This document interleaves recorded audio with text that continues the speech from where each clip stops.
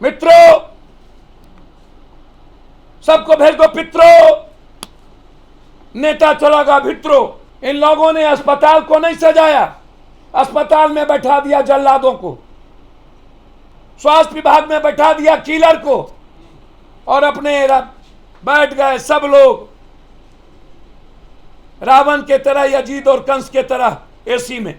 तो जरा बिहार की जनता को ये बताइए, और जानना चाहती है, परेशान है, भाग रही है, डरा रही है, लोग लूट रहे हैं रेमडेसिविर के नाम पर। गैस की कालाबाजारी, दवाई की कालाबाजारी, एम्बुलेंस की कालाबाजारी, ऑक्सीजन गायब, डॉक्टर गायब। यदि इस भारत के और बिहार के आदमी को बचाना है, हर घर के आंसू पोंछने हैं, तो मैं मांग करता हूं सभी सरकारी और प्राइवेट अस्पताल को अविलंब आर्मी के हवाले किया जाए। क्या नीतीश जी और नरेंद्र मोदी जी बिहार की जनता के लिए जो ये माफिया और दलाल जो ग्लैब आउट ऑफ मार्केट कर दिया है, और सरकार कंप्लीट बिचौलियों को सपोर्ट कर रही है। मौत को क्यों छुपा रहे हैं? जब आपका शमशान कह रहा है 60, 70, 55, 56, 65, तो फिर आप कैसे 25, 22, 23, 24 की संख्या की बात करते हैं? सुशील मोदी कहते हैं कि 40,000 से 28,000 के बीच में हम रेमडेसिविर ला रहे हैं, और ये 15 दिनों से झूठ उनका लगातार चल रहा है। 10% यदि मैं प्राइवेट नर्सिंग होम को छोड़ दूं, और 15 से 20% यदि अच्छे डॉक्टर को छोड़ दूं, तो 70% डॉक्टर लगभग और 90% नर्सिंग होम, जिसके पास ना तो डॉक्टर है, मैनेजर बैठा रहता है, ना ऑक्सीजन है, ना कागज है, और वो करोड़पति पर करोड़पति बनते जा रहे हैं। क्या कारण है कि 4 हॉस्पिटल को 180 गैस, जबकि ना तो उनके पास कोरोना का इतना पेशेंट है, ना तो सीट है?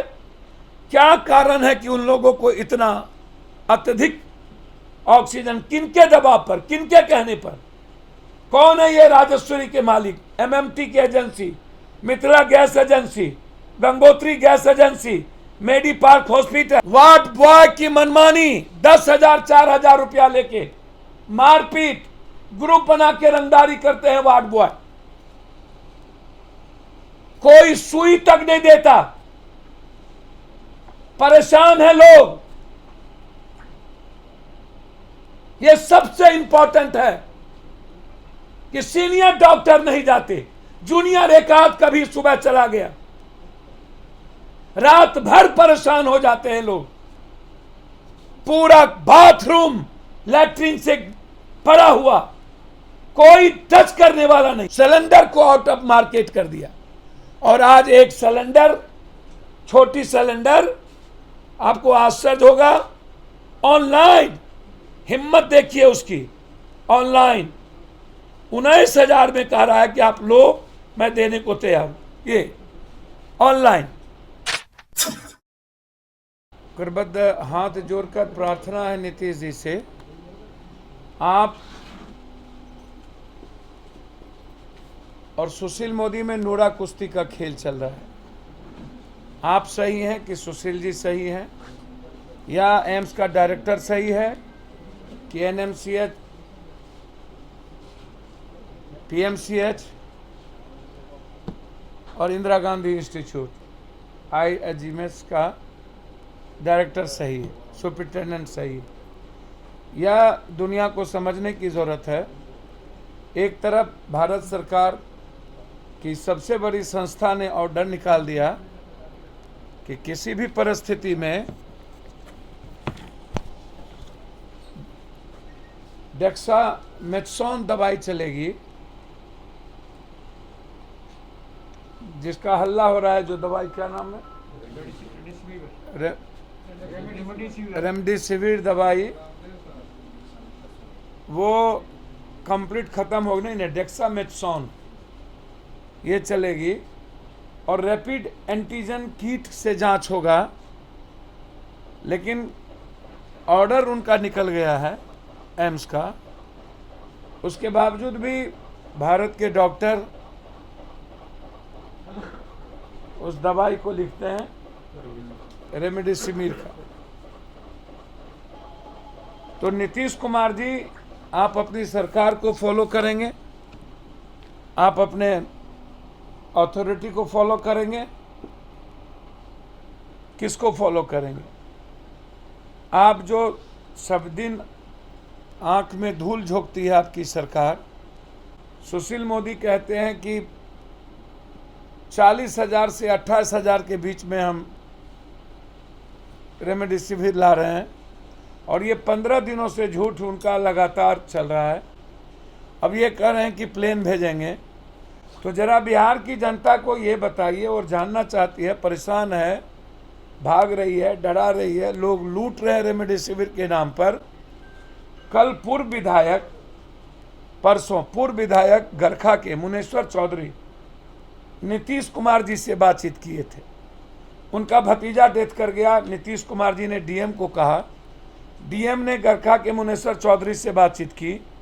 उनका भतीजा का एडमिशन न तो आईजीएमएस में हुआ, न तो पीएमसीएच में हुआ, न एनएमसीएच में हुआ। उनको कोई एक हॉस्पिटल है पुष्पांजलि, वहाँ ले जाना पड़ा, और 2 रेमडेसिविर का उनको पैसा देना पड़ा 80,000 रुपया। जी, एक्स विधायकों को मेरे पास टेप है। उन्होंने मुझको फ़ोन करके कहा कि नीतीश कुमार जी के फ़ोन करने के बाद न तो बच्चे मेरे बचे, न मेरा एडमिशन हुआ, और अब दूसरा भतीजा मेरा बीमार है जिसको 80,000 रुपया 2 रेमडेसिविर का हमने दिया। लगभग सभी प्राइवेट नर्सिंग होम उसको लिख रहे हैं।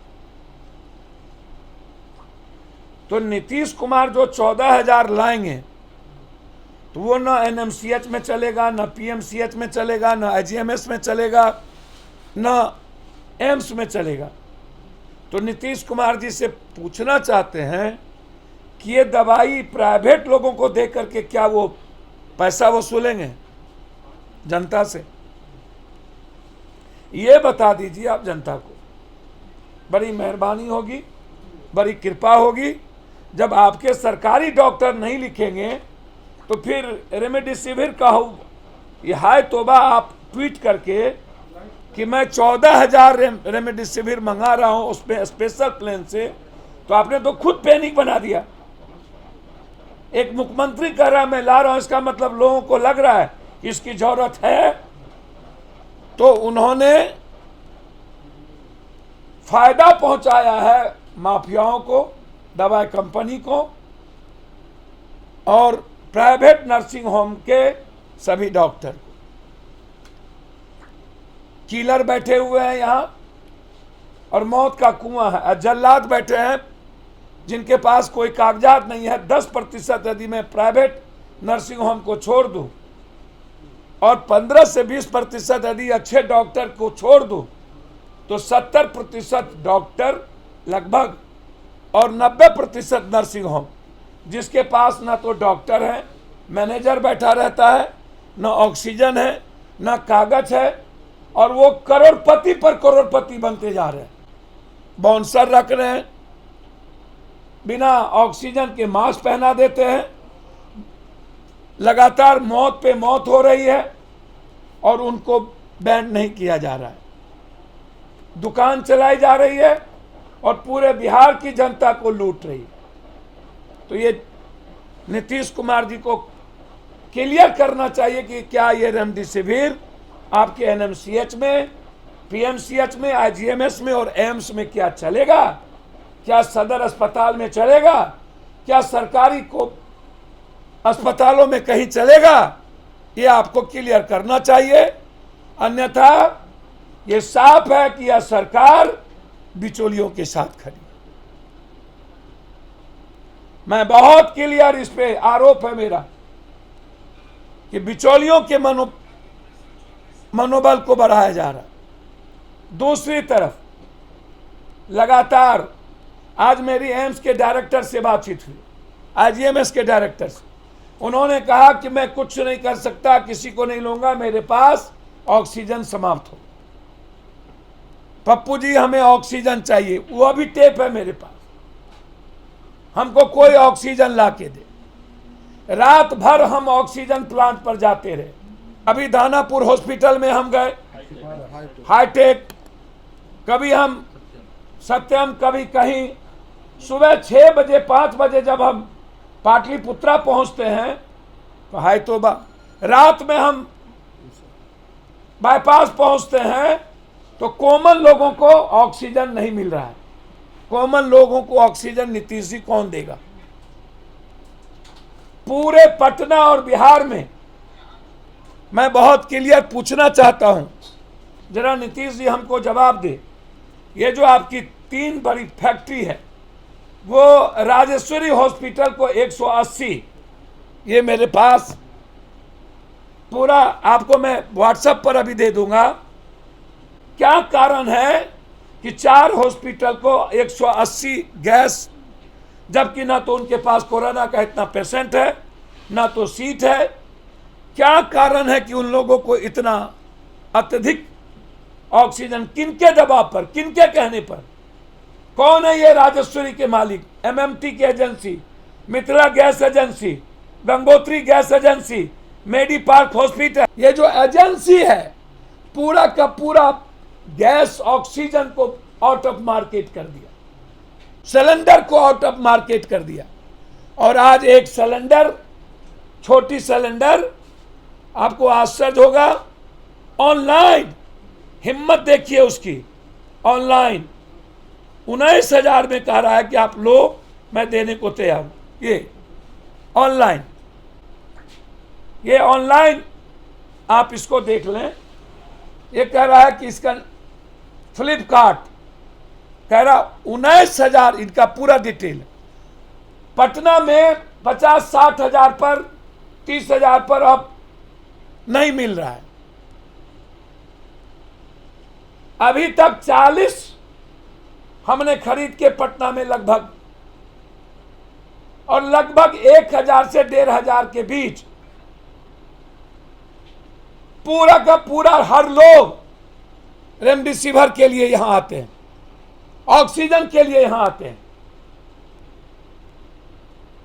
हम जानना चाहेंगे इसका 19,000 ऑनलाइन, 9 लीटर, 9 छोटा, सबसे छोटा। कि ये जो गैस प्लांट वाले लोग हैं, जबकि सरकार ने कहा था कि मैं कोविड पेशेंट के अनुसार अस्पताल को गैस सिलेंडर भरवाऊंगा और अभी एजेंसी को नहीं दूंगा, तो फिर एजेंसी को क्यों अभी लगातार डायरेक्ट दिया जा रहा है? ये पूरी एजेंसी ब्लैकियर है, ब्लैक मार्केटिंग कर चुके हैं।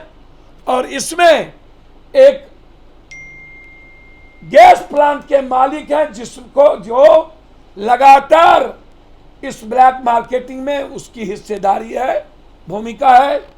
सरकार जब कहेगी तो हम उसको प्रूफ के साथ सरकार को देने को तैयार है, बहुत क्लियर।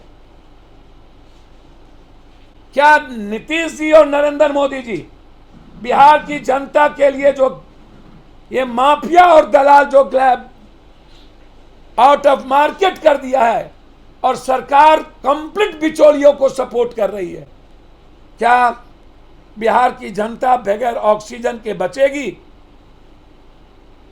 क्या पटना और बिहार के शहर, अन्य शहरों के लोगों को, जिसका अपना यह है, क्या कहते हैं, सिलेंडर, क्या उसमें ऑक्सीजन देगी?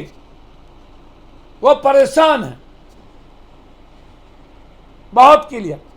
तीसरी चीज, जब कभी मैं एनएमसीएच जाता हूं, पीएमसीएच जाता हूं, आईजीएमएस जाता हूं, कोई डॉक्टर और नर्स रात में नहीं होते। 4 लाशें आज पड़ी हुई थी आईजीएमएस में, ये एनएमसीएच में। 24 घंटे से 48 घंटे तक कोई छुआ नहीं। पूरा किट और ग्लव्स 3 दिनों से वार्ड के आगे रखा हुआ, जो मैंने ट्वीट भी किया, सबको दिखाया। क्या हालात हैं? हर वार्ड में हम गए, कहीं नर्स नहीं थी। वार्ड बॉय की मनमानी, 10,000 4,000 रुपया लेके मारपीट, ग्रुप बना के रंगदारी करते हैं वार्ड बॉय। कोई सुई तक नहीं देता, परेशान है लोग। यह सबसे इंपॉर्टेंट है कि सीनियर डॉक्टर नहीं जाते, जूनियर एक आध कभी सुबह चला गया, रात भर परेशान हो जाते हैं लोग। पूरा बाथरूम लैट्रिन से भरा हुआ, कोई टच करने वाला नहीं। क्या होगा, हालात क्या होंगे? जो सबसे महत्वपूर्ण चीज है वो ये है कि शमशान को दुल्हन की तरह सजाया।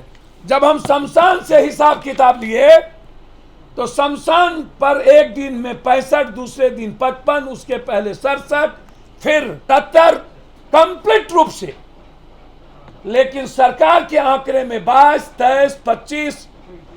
आखिर नीतीश जी और नरेंद्र मोदी जी, मैं पैर पकड़ के कहूंगा कि मौत को मत छिपाइए। क्यों छिपा रहे हैं? एक दिनों में पटना की मौत है 100 से ऊपर, 3 गुना। मौत को क्यों छुपा रहे हैं? जब आपका शमशान कह रहा है 60, 70, 55, 56, 65, तो फिर आप कैसे 25, 22, 23, 24 की संख्या की बात करते हैं? इन लोगों ने अस्पताल को नहीं सजाया, अस्पताल में बैठा दिया जल्लादों को, स्वास्थ्य विभाग में बैठा दिया किलर को, और अपने बैठ गए सब लोग रावण के तरह, यजीद और कंस के तरह एसी में। मित्रों, सबको भेज दो पित्रों, नेता चला गया भित्रों। मित्रों, सब पित्रों, नेता भित्रों।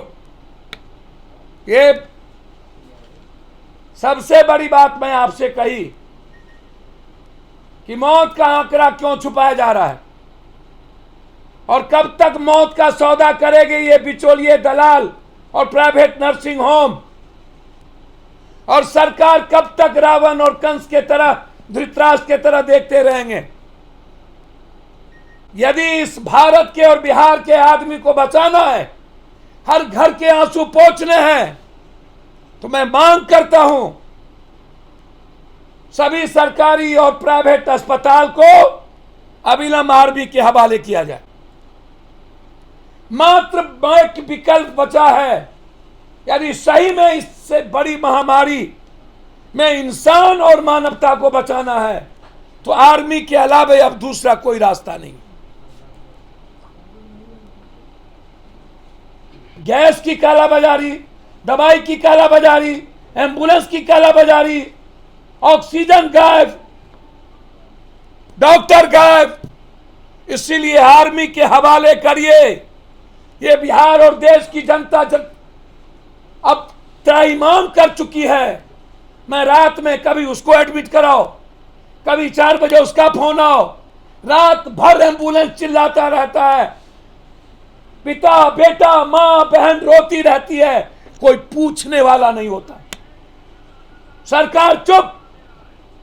नीतीश जी जवाब दे कि मुनेसर चौधरी का भतीजा मरा और दूसरा भतीजा से 80,000 रुपया रेमडेसिविर का मांगा गया, और आप आईजीएमएस और पीएमसीएच में एक पूर्व मंत्री के बेटे को आप सीट नहीं दिला पाए। रास्ता क्या है? और यही बात अमृत प्रत्यय ने आर्मी से कहा था, मुझे डॉक्टर चाहिए, और आज पप्पू यादव कह रहा है कि डॉक्टर नहीं चाहिए। पूरी की पूरी संस्था और खास तौर पर निजी हॉस्पिटल कंप्लीट रूप से आर्मी के हवाले करें और एनएमसीएच में ताला लगवाएं। मौत का खेल ना खेले एनएमसीएच में, ये मेरा आग्रह है। मैं कई बार कह चुका हूं, हालात अच्छे नहीं हैं। रेमडेसिविर को बैन करिए। जो एम्स दिल्ली ने जो कहा है उसकी लिखिए, और बिचौलिया को सपोर्ट मत करिए। सरकार माफ नहीं करेगी। ये सत्ता पक्ष और विपक्ष ये कंप्लीट रूप से बिहार को मारने में, बिहार को खत्म करने में भूमिका है। इसीलिए इनसे अलग हटकर बिहार की जनता को आर्मी के हवाले कर बचाया जाए।